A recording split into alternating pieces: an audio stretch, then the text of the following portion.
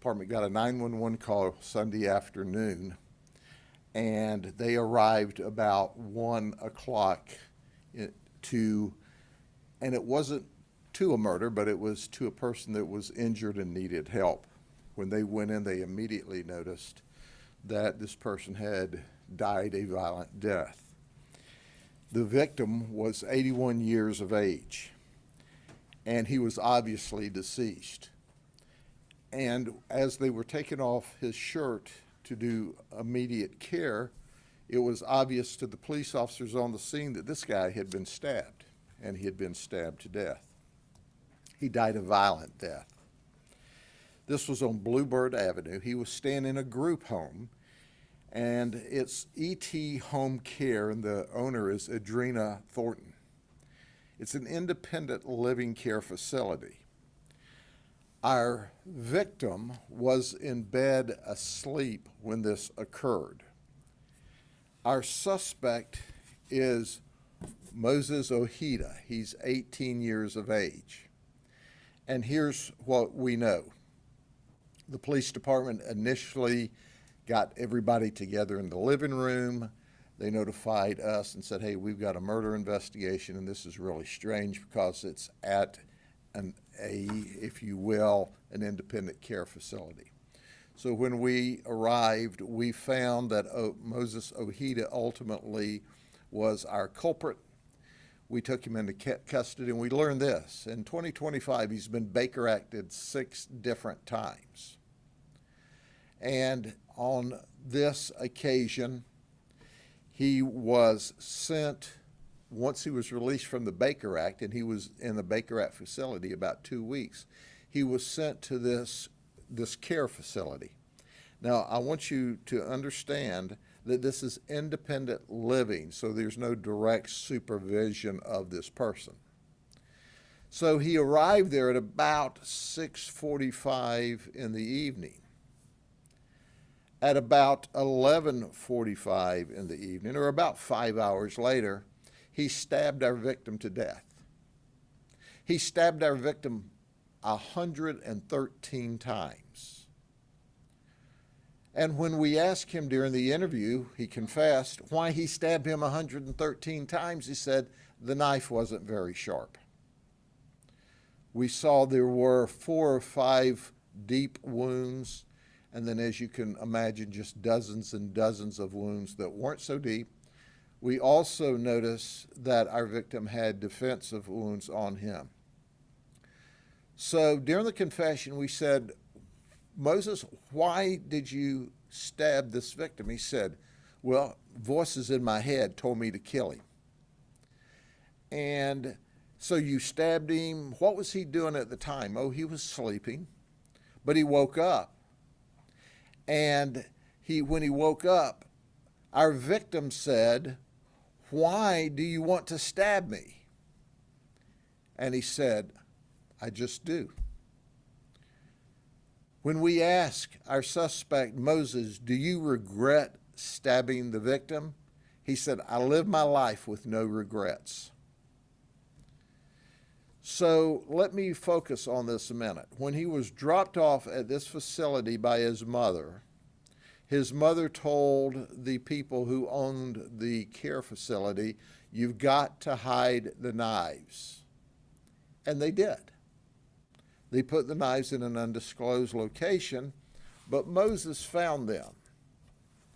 And within 5 hours of arriving at the facility, stabbed and killed our 81-year-old victim. Now, here's what's important to understand. That upon further questioning, Moses said, oh, our victim was a good guy. He said, I just had to do what I had to do. We asked, did he fight with you? Did you have an argument during the evening before the suspect or the victim went to sleep? And he said, no, not at all. I just heard voices that told me to kill him, so he stabbed him ultimately 113 times. Moses has been diagnosed with ADHD, bipolar, paranoid schizophrenic, autism, anxiety, and sudden outburst of rage. And guess what? He doesn't have any criminal history. Now, he was Baker Acted 6 times this year, and he has committed what appears to be domestic battery violence against his mother. But his mother was protective of him, and she wanted to get him help. And she really meant well and went above and beyond to help him. But at the end of the night, he was violent, and he was dangerous, and he murdered this person. Okay, so what happened after the murder? Well, Moses said that he went to the victim's bathroom, where he washed the knife and cleaned it up, where he washed the blood off of himself. He then replaced the knife in the butcher block, where it was originally placed out of sight. Then he went to his room and he took off a cover that he was wearing. I believe it was like a hoodie that had blood on it, and put it in his hamper. And then he changed his shoes, which had blood on them, and they were still in his room. Then he woke up the next morning. He turned off the light and closed the victim's door, because that's normally how the victim was. Now understand that the victim normally didn't eat breakfast, so they didn't become concerned about him until lunchtime. And that's when they found him. Well, in fact, he'd been dead about 12 hours by that time. So our suspect wakes up the next morning after a good night's sleep, after stabbing our victim to death. He eats breakfast, he watches a little television, he hangs out, and he is still there when 911 is dialed and the Bartow police officers arrive and detain everyone. This is a freaky event. It's a dangerous event. In fact, the owners of this facility, this care facility, said that during the evening, apparently Moses was wandering around in the neighborhood and went to go back into the house but forgot the door code. So they let him back into the home. And they had made up their mind from their interaction just through the evening and the next morning that, hey, we're going to have to take him back to his mother, that he needs far more attention than we can give him in this independent living facility. I appreciate the good work that the Bartow Police Department did with us. We work hand in glove, and that's the way we do in this business. I asked the captain if he wanted to speak. He said, no, I'll just stand up and let you do all the talking, Sheriff. So I want to leave you with this picture. This is the murder weapon. As you see, the tip of the knife is broken off. We're still looking for the tip of the knife. We don't know if it was broken off before. But that was one of the reasons he said he had a hard time stabbing him, because the knife wasn't very sharp. But was he violent? Yes. Was he dangerous? Yes. And ultimately, he murdered an 81-year-old man who was simply sleeping in his bed. Okay. Any questions? What do we know about Patrick? Was he a father, or how long was he with the group home? Anything like that? Who is Patrick? The 81-year-old? Well, we're not releasing I'm not releasing the name of the victim because he is a victim. So, but we know that the victim's been there for a period of months. Can you speak to what this home is for? Like, how do people get there? Why was this man dropped off there? Sure, people are referred there, and understand this is independent living, okay? Now I'm told they have 4 homes in this neighborhood, and this is an upscale, beautiful neighborhood in Bartow. And some of them are assisted living, but in this, they're independent living. But apparently, they need a place to stay, and they need a group setting, or need someone that can help them. They are all independent folks. They're not married. They don't have an immediate family there.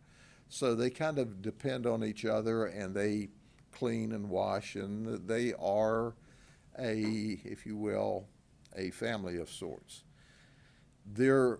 one of the four was not there. He had left to be with his family for the weekend. There was a senior lady there who obviously had nothing to do with it and was not aware that anything occurred. And then there was our victim, and then there was Moses, our suspect. Sheriff, did the owner of the facility, did they know his background before he entered and they gave him shelter there? You know, I'm not sure if they knew his background. I can't help but think if they did know it, that they would not have accepted him, because they were able to determine between that evening and the next morning, not knowing that he had stabbed one of the residents overnight, that he needed more care than they were capable of providing. So they had planned on later on Sunday to call his mother to come get him, to try to put him in a facility that provided more care. But I want you to understand that Moses had clear intent, and he had the wherewithal to go back and try to hide the evidence, put the knife back. The reality is, does he have mental health issues? That's abundantly clear, but his criminal intent was clear. Do you know if Moses was on any medication or taking them? I don't know if he was on any medication. Do you know why an 18-year-old would be in a setting with older people? It seems like a mismatch. Yeah, the mother was afraid of him. She actually had him living in a separate Motel 6, if you will. When they would stay at a motel, she would rent him a separate room. She was afraid of him. He had been violent toward her and the family in the past. So she needed some place to put him. They kept him about 2 weeks under a Baker Act, and certainly, as you can well imagine, they gave him medicine at that particular time. Now, there is documentation where he said, and it's captured in our report, that he was not suicidal and not homicidal. Meh. He's homicidal. Should he have even been sent to that house, Sheriff? The owner of the home says he was reassured by the placement people and his mom that he was fine and doing better. Well, somebody didn't tell somebody the truth. This young man, 18 years of age, had no business being around other people. He's clearly had problems with sudden outburst of anger. And he admitted to us he never had a conflict, a cross word with this 81-year-old gentleman who was in bed asleep when our suspect, Moses, started stabbing him, and he woke up and asked, you know, why? Why do you want to stab me? Do you know what goes into a Baker Act case, and is it normal to have that many in just 5 months? Do you know it's not uncommon when people are having significant mental health issues? Whenever we found out he stayed almost 2 weeks in a facility under the last Baker Act, what that tells us is the mental health providers saw that he had substantial need for help, because normally Baker Acts are in and out, and he stayed there a substantial amount of time. And quite frankly, as we can see now, he needed even more time. Sheriff, when you say that he was referred there, do you mean that he was referred there by the hospital or the? He was turned back over to his mother, and his mother, and I'm not sure how she made the contacts, came up with this facility. And this facility ensured that he had a place to stay. But they, I suspect, were under the impression that he could live independently. They certainly had no idea he was violent, or they wouldn't have allowed that to occur. And they figured out, irrespective of ignorance about the murder, that he was much more than they could keep at that facility by the mere fact that he locked himself out of the house and was wandering around in the neighborhood. Now, I can tell you, the neighbors are going to be incensed because of the kind of person that was certainly in the neighborhood with all kinds of children and families. And if you've been to Bluebird Avenue, it is a beautiful, you know, upscale neighborhood. Now, you said that, I can't recall exactly who you said, but someone said to hide the knives. I mean, isn't that a red flag right there? His mother told them, you have to hide the knives. And we also received information that the mother knew that or told another facility that as well. So he had a history of being violent. He was violent with his mother. And at the end of the day, we saw just how violent he was capable of being. In my estimation, he was a ticking time bomb.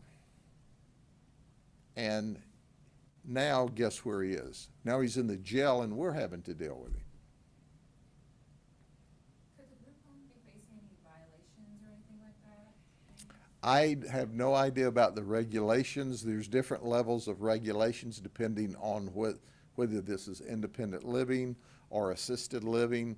We heard from one source that the independent living is not under state regulation because they don't supervise the folks. They just provide a living environment for them. But I don't know that for a fact because obviously we don't conduct those investigations. I certainly know that if the appropriate authorities have jurisdiction, that they will do an administrative overview of that. I don't know if there's any state or federal oversight of an independent living facility where people are supposed to be capable of taking care of themselves. Sure, I'm no lawyer. Could the mother be held liable for anything related to this? Well, do you know, when it comes to lawyers, they can sue anybody for anything. But certainly you have to believe that there is some culpability or liability mixed in with all of this, but the largest amount of culpability and liability is with Moses. He knew better than to murder this man. He stealthily sought out the knife. He picked this 81-year-old man who's in bed asleep and helpless. Then he cleaned up the crime scene and replaced the knife so as not to be detected.